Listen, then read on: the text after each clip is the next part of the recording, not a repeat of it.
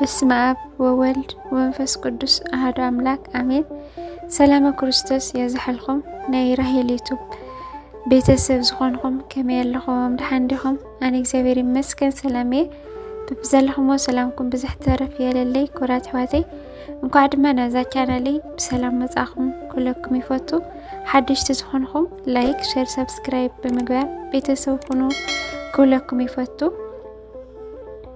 እንኳዕ ድማ ንሰንበተ ክርስቲያን ኣብፅሐና ፅሐኩም ኩራት ኣሕዋተይ ሽኑን ሎማዓንቲ ሒዘየ መፅእ ዘለኹ ድማ ሰሙን ዝመሓላለፍ ናይ ብሂል ኣቦታትን ኣዴታትን ዝብል እየ ሒዘልኹ መፅእ ዘለኹሞ።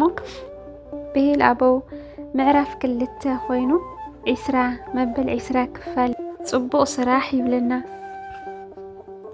ጽቡቕ ስራሕ ማለት ሰናይ ተግባር ማለት እዩ። እዚ ማለት ከዓ ንዝጠመየ ምብላዕ፣ ንዝፀመአ ምስታይ፣ ንዝዓረቐ ምልባስ፣ ንዝሓመመ ምብፃሕ፣ ንዝተኣሰረ እግዚአብሔር ይፍታሕካ ምባል፣ ንጋሻ ምቕባል ኮታስ 6 ቃላተ ወንጌላት ምፍጻም እዩ።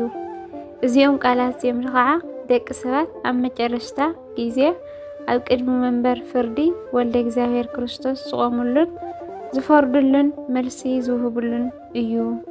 ማቴዎስ ምዕራፍ 25 ካብ ፍቕዲ 31 ክሳብ 46። ጽቡቕ ስራሕ ሓደ ቅዱስ ተግባር ኮይኑ ንማንም ኣካል ዓብይ ይኹን ንእሽተይ ብሃይማኖት ይኹን ብዓልየት ከይፈላለኻ እትፍጽሞ ተግባር ወይ ሓገዝ እዩ። ቅዱስ ማር ይስሐቅ ብዛዕባ ምጽዋት ክምህር ከሎ ኣብ ግዜ ምጽዋት እዚ ኣይሁዳዊ እዩ፣ እዚ ክሓዲ እዩ፣ እዚ ቀታሊ እዩ፣ ነፍሲ እዩ ኣይትበል። ይኹን እምበር ወላ እኳ እንተ ዘይስተውዕልካዮ ኣእምሮ ስኢኑ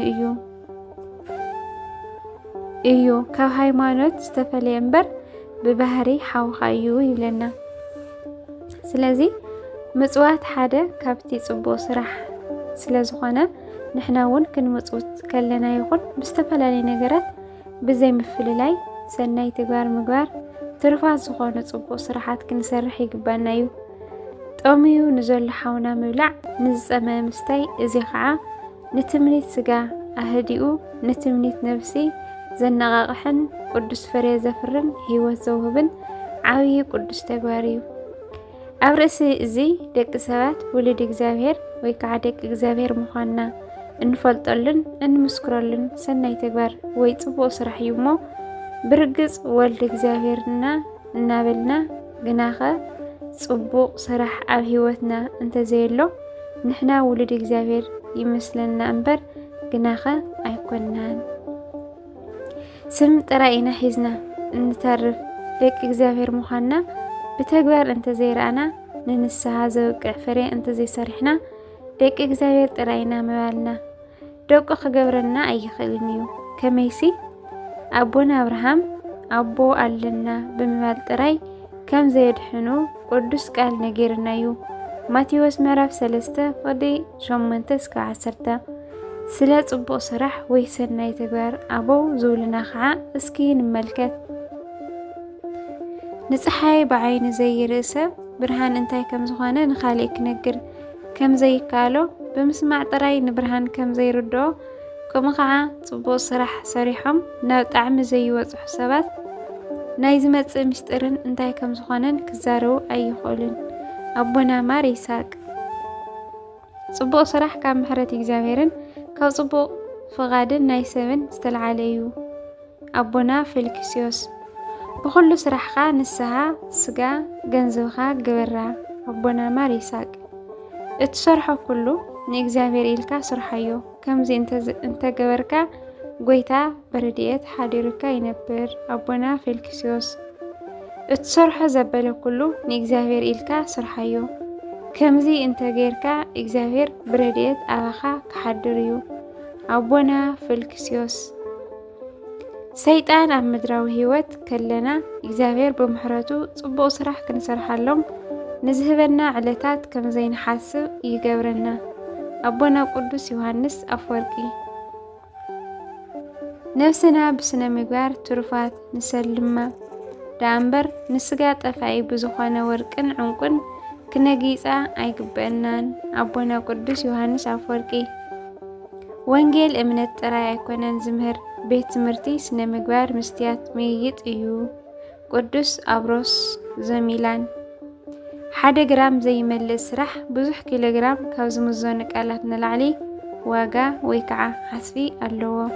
አቦና ቅዱስ ፍራንሲስ ንዝተሸገረ ሰብ ጽቡቕ ነገር ምግባር ኣይትኽልክልን ክትገብረሉ እትኽእሎ እንተኾነ ኣብ ልዕሊ ፈታዊኻ خفو ኣይትኾን። አቦና ቅዱስ ፖሊካርፕ ከምቲ ሓደ ቤቱ ክሃንጽ ዝደሊ ሰብ መጀመርያ ዘልዮ ንብረት ካብዝን ካብትን ዝእክብ ንሕና እውን መንፈሳዊ ቤት ንምስራሕ ካብ ኩሎም ሰናይ ተግባራት ምግባር ትሩፋት ንኣክብ። ኣባ ጴመን ብስሪሕ ማቃላት ደቂ ሰባት ሰናይ ግብሪ ካብ ምግባር ኣይተቋርጽ። ከምኡ ድማ ምስጋና ሰባት ደሊኻ ዝኾነ ይኹን ተግባር ኣይትግበር።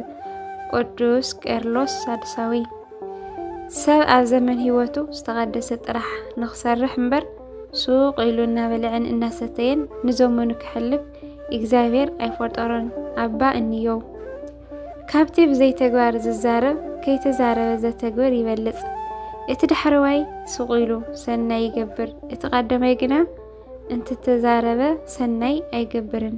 ዘረባ ብግብሪ ምዘይስነ ግና ፍልስፍና እዩ ዝኸውን። ክትድሕን እንተደሊኻ ኩሉ ናብ ድሕነት ዝመርሕ ነገራት ግበር። ኣባ አይስዶር ዞፑሊዝያ ንሕና ዓረፍቲ ክንረክብ ሰናይ ስራሕ ኣብ ዝሰራሕናሉ ግዜ እዩ። ሊቁ አግሰጢኖስ ሎሚ እትሰርሖ ጽቡቕ ስራሕ ምናልባት ብሰባት ጽባሕ ይርሳዕ ይኸውን እዩ። ዋላ ይኹን ግን ጽቡቕ ስራሕ ከመይ ብእግዚአብሔር ኣይርሳዕን እዩ። ኣቦታትና ከም ሐዋርያት ንኽትምረጽ ዝተመረጸ ምግባር ይሃለውኻ። ኣቦታትና ናይ ጽቡቕ ተግባር መሰረቱ ንትእዛዝ እግዚአብሔር ምግዛእ እዩ። ኣቦታትና ክብርኻ ካብ ምግባር ዳ እምበር ካብ ኣፍ ሰባት ኣይትጸበዮ። ኣቦታትና ብሰናይ ተግባር ዝተሃነጸ ሰብ ተንቀሳቐስ መጽሓፍ ቅዱስ እዩ። ኣቦታትና ንእግዚአብሔር ዘሐጉስን ንኹሉ ሰብ ከዓ ጽቡቕ ስራሕ ዝሰርሕን ሰብ ኣነዋውርኡ ዝረግአ እዩ። ካብ ፈላስፋታት ብህይወቱ ከሎ ድሕሪ ሞቱ ዝጠቅም ጽቡቕ ስራሕ ዝሰርሕ ሰብ ብልሂ ፈላጥ እዩ። ካብ ፈላስፋታት ንጽቡቕ ተግባር ርህሩህ ኮን፣ ንስሕተት ግና ዕውር ኩን። ኣቦና ፔርልዮ ብዘይ ሰራሕኻዮ ስራሕ ዘመስግነካ ሰብ ክልተ እንተሃለወካ ሓደ ንምውሳድ እዩ። ኣቦና ብሂለ ሲጳኛውያን መረጋገጽ ፍቕሪ ውቅባት ቃላት ዘይኾኑ ተግባራት እዮም። ብሂለ ሲጳኛውያን ቁኑዕ ፍርዲ ጽቡቕ ስራሕ ምስራሕ ንዓለም ሓይልን ጽንዓትን እዩ። ኣርሰ ጢላኖስ ንእግዚአብሔር ኢሉ ጽቡቕ ስራሕ ዝሰርሕ ሰብ ምስጋናን ሽልማትን ኣይደልን፣ ምክንያቱ ኣብ መጨረሽታ ንኽልቲኡ ከም ዝረክብ ርግጸኛ ስለ ዝኾነ። ዊልያም ፔን ንምስራሕ እትደልዮ ዘበለ ጽቡቕ ነገራት ብምሉእ ብትደልዮ መንገዲ ስፍራን ጊዜን ንደቂ ሰባት ሙሉእ ይገብር። ኣቦና ጂን ዱላ ቡርደር ሰናይ ወይ ጽቡቕ ዝበሃል ሰብ ጽቡቕ ጥራሕ ዝሰርሕ ዘይኾነ ክፉእ ምስራሕ እውን ዘይከኣለ እዩ።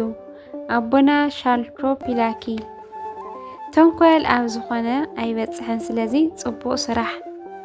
ኣቦና አብርሃም ሊንከን ጽቡቕ ስራሕ ካብ ምስራሕ ንላዕሊ ዝሓሸ ምንም ኣይርከብን እዩ።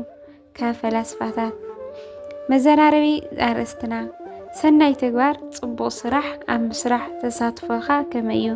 ሰናይ ምግባርኸ እንታይ ስምዒት ይፈጥረልካ? ዝብል እዩ ነይሩና። ብሂል ኣቦ 21 ክፋል ይቕረ ምባል ይብለና። ይቕረ ምባል ይቅርታ ማለት አንጻር ናይ ቂምን በቀልን ኮይኑ ንዝተበደልካዮ ኮነ ንዝበደልካዮ ነገር ሓዲካ ንኹሉ ናይ ጽለን ባስን ዕግርግርን መንፈስ ካብ ውሽጥኻ ጽርግ ኣቢልካ ውፅኢኻ ፍቕርን ሓልዮትን ኣብ ውሽጥኻ መንጋስ ማለት እዩ። እዚ እንተገበርና ከዓ ውሉድ ኣምላኽ ንበሃል። ከመይ እቲ ወላዲና ኢየሱስ ክርስቶስ እውን እንተኾነ ምንም ክፍኣትን በደልን ዘይብሉ ከንሱ ብሰንኪ ክፍኣትን በደልን ናይ ደቂ ሰባት ክስቀልን ክግረፍን ከሎ እቶም ብላግፅን ብክፍኣትን ልቦም ተሰሊዩ ንድሕነቶም ንናጽነቶም ኢሉ ዝመጸ ኣምላኽ ክሰቕልዎ ከለዉ እዚኣቶም እኳ በደሎም ኣይሓዘሎምን እንታይ ደኣ ኣብ ኣፍሞት ኮይኑ ስልዮም ይጽልን ንበደሎም ይቕረበለሎምን ስለዚ ንሕና ድማ ውልድ ኣምላኽ ክንበሃል እንተኾይና ንዕኡ ክንለውሶ ክንመስሎን ይግበአና እዩ ከመይሲ ሎሚ ንሕና በደልና ክሕደገና ንኣምላኽና ኣብ ንልሙነኑ ግናኸ ንሕና ንዝበደልና በደሎም እንተዘይሓዲግናሎም ንበደሎም ሓዲግና እንተዘይፍቀርናዮም ጸሎትና ቅቡል ኣይኸውንን ንበደልና ድማ ይቕረ ኣይበሃለናን እዩ ይቕረ ምባል እንተዘያዘውቲርና ከዓ መንግስተ ሰማያት ናትና ክትኸውን ወይ ድማ ገንዘብና ክንገብራ ኣይንኽእልን ምኽንያቱ ንሓውኻ ወይ ንብጻይኻ ኣብ ምፍቃር ፍቕሪ እግዚኣብሔር ስለ ዝርከብ ቅዱስ መጽሓፍና እውን እቲ ኣብ ሰማይ ዘሎ ኣቦኹም በደልኹም ምእንቲ ክሓድገልኹም ንብጻይኹም በደሉ ሕደግሉ ንስኻትኩም በደሎም እንተዘይሓዲግኩምሎም ግና እቲ ኣብ ሰማይ ዘሎ ኣቦኹም ድማ በደልኹም ኣይሓድገልኹምን እዩ ይብለና ማርቆስ ምዕራፍ 11 ፍቕዲ 25 እስካብ 26 ስለዚ በደልና ይቕረ ክበሃልና ንጹህ ልብስ ትሕትና ክንለብስ ወረስቲ እታ ዘይተሓልፍ ርስቲ እውን ክንኸውን ይቅርታ ክንለምድ ንኣምላኽና ክነመስግን ወነንቲ ፍቕርን ትሕትናን ክንኸውን ይግባአና እሽኒ ብዛዕባ ይቅርታ ኣቦታትና ዝበልዎ ድማ ይቕረ ዘይትብል እንተደኣ ኮይንካ መንግስተ ሰማያት ረሳዕ እያ ኣቦና ቅዱስ ኤፍሬም ሶርያዊ ቂምታ ማለት ንስኻ ስሚ ሰቲኻ ካልእ ሰብ ክሞተልካ ከም ምጽባይ እዩ ኣቦና ሊቁ ኣውጉስጢኖስ ንእግዚኣብሔር ሕድገት ክገብረና ወይ ይቕረ ክብለና ንሎሙኖ እንተደኣ ሃሊና ንሕና እውን ሕድገት ክንገብር ይቕረ ክንብል ኣለና ኣቦና ቅዱስ ፖሊካርፕ መልሓስኻ ይቕረ በለለይ ምባል ኣላምዳ ትሕትና ድማ ኣባኻ ክህሉ እዩ ኣባ ኢሳይያስ ዘኣስቀጢስ መዘራረቢ ዝዓበና ይቅረ ምባል ይቕረ ዘይወልካሎም ሰባት ኣለዉ ዶ ኩሉ ግዜ ይቕረ ባህሊ ንኽትኸውን እንታይ ክትገብር ኣለካ ዝብል እዩ ነይርና እግዚአብሔር አምላክ በረከት ቅዱሳን አቦታትና ይሕደረና ምዕራፍ ክልተ 20 ክፋልን 21 ክፋልን አውዚ ተወዲእሎ ክብራት ሕዋተይ ምዕራፍ ክልተ ወዲእና ኣለና ኣብ ቀጻሊ ሰሙን ምዕራፍ 3 ሒዘልኩም ክመጽየ خساشو ناشو السبات يبلنا እግዚአብሔር አምላክና ብዝወደቀ ብዝነጠበ ባፈቱ ካህን መላእክት ገይሩ እግዚአብሔር አምላክ ያርመለይ ወስብሐት ለእግዚአብሔር ወለወላዲቱ ድንግል ወለመስቀሉ ክብር ይሁን አሜን።